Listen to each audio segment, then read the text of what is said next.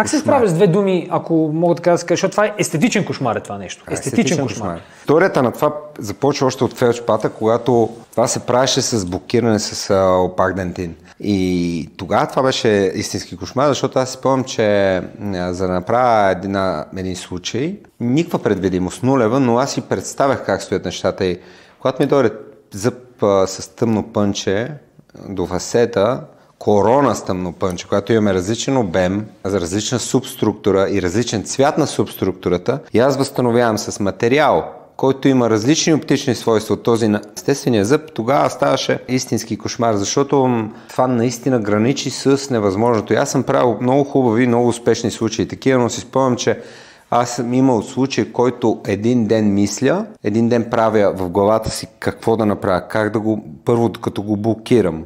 Когато го блокираш, вече с блокирането ти намаляваш хромата и дигаш велюто.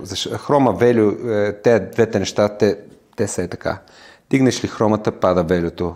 Свалиш ли хромата, да се дига велюто и така нататък. Те са така. И аз трябваше да еквилибрирам между хромата и велюто, защото в един момент трябваше да маскирам. То маскирах, естествено, както казах, се дига велюто, намалява се хромата, трябваше да тонирам после. Когато тонирам, свалям велюто. Така беше. Мислене, печения.